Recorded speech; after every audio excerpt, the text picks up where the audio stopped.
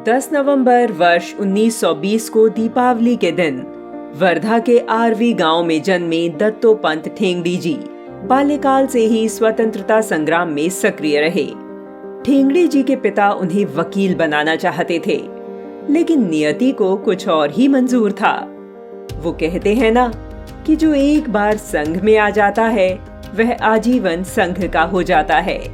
दत्तोपंत ठेंगड़ी जी के साथ भी कुछ ऐसा ही हुआ। वर्ष 1935 में दत्तोपंत ठेंगड़ी वानर सेना के आरवी तालुका के अध्यक्ष चुने गए। यह वही समय था जब उनका संपर्क राष्ट्रीय स्वयंसेवक संघ के संस्थापक डॉक्टर केशवराव बलिराम हेडगेवार जी से हुआ। इस मुलाकात ने ठेंगड़ी के मन में संघ बीज को बो दिया।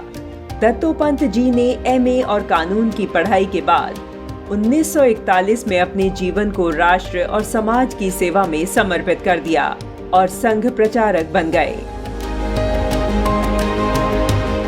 अपने प्रचारक जीवन की शुरुआत ही ठेंगड़ी ने केरल से की थी।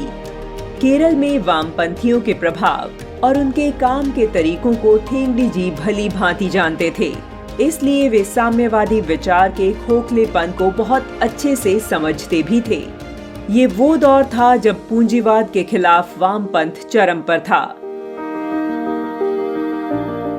दत्तोपंत ठेंगड़ी जी ने उस वक्त के संघ के सरसंघ चालक गुरुजी के कहने पर मजदूर क्षेत्र में काम करना शुरू किया। अपने कार्य में दक्षता बनाए रखने के लिए उन्होंने शेतकारी कामगार फेडरेशन जैसे संगठनों में जाकर काम भी सीखा। वर्ष 1955 भारतीय मजदूर संघ संगठन की स्थापना भी दत्तोपंत ठेंगड़ी जी ने की थी, जो आज दुनिया का सबसे बड़ा मजदूर संगठन है। जब पूरे विश्व का वामपंथ सोच साम्यवाद और पूंजीवाद के नाम पर मिलों और उद्योगों को बंद करवा रहा था, तब भारत में ठेंगड़ी जी के प्रयास से श्रमिक और उद्योग जगत के लिए नए रिश्ते शुरू हुए। भारतीय मजदूर संघ ने देश में वामपंथियों के बनाए मील मालिक मजदूर के डिस्कोर्स को ही बदल दिया। वाम दलों के नारे चाहे जो मजबूरी हो, मांग हमारी पूरी हो और दुनिया के मजदूरों एक हो, कमाने वाला खाएगा, वही मजदूर संघ की जय घोष थी। देश के हित में करेंगे काम, काम के लेंगे पूरे दाम। जहां वामपंथ दुनिया की शांति को ताक पर रखकर आंदोलन के नाम पर मजदूरों को एकजुट होने का आह्वान कर रहा था, वहीं ठेंगड़ी जी ने नारा दिया कि मजदूरों दुनिया को एक करो, कमाने वाला खिलाएगा। मजदूर संघ के इस जय घोष ने तत्कालीन वामपंथ की जड़ें हिला दी, क्योंकि भारतीय मजदूर संघ राष्ट्रहित को प्राथमिकता पर रखकर अपनी मांग रख रहा था, जहां संवाद से समाधान के रास्ते खुल रहे थे। संघ का मानना था कि मालिक और मजदूरों का लगातार संपर्क बना रहना चाहिए। देश हित में दोनों की समान भूमिका होनी चाहिए, इसलिए किसी भी विवाद की स्थिति में दोनों के बीच संवाद जरूरी है। दीनदयाल उपाध्याय जी के एकात्म मानव दर्शन के सिद्धांत को दत्तोपंत जी साम्यवाद और पूंजीवाद का एक विकल्प मानते थे। इस संदर्भ में ठेंगड़ी जी का कहना था कि श्रम को पूंजी का दर्जा दिया जाना चाहिए, ताकि किसी भी उत्पादन प्रक्रिया में पूंजी का निवेश करने वाला और श्रम का निवेश करने वाला दोनों को बराबर का हिस्सेदार बनना चाहिए।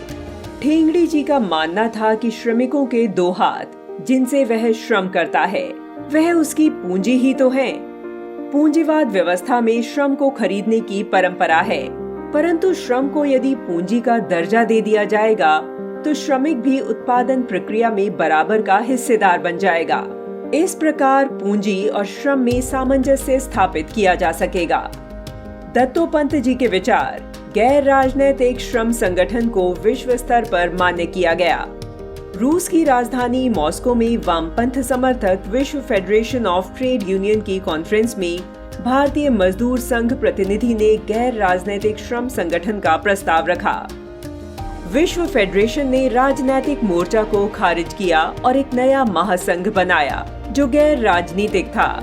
नाम रखा general confederation of world trade union और लाल के स्थान पर सफेद झंडा लहराया गया। 1979 में भारतीय किसान संघ, 1983 में सामाजिक समरसता मंच और 1991 स्वदेशी जागरण मंच जैसे अनेक संगठन जो आज स्वनिर्मित भारत को आत्मनिर्भर बना रहा है, उसकी स्थापना भी ठेंगड़ी जी ने ही की थी।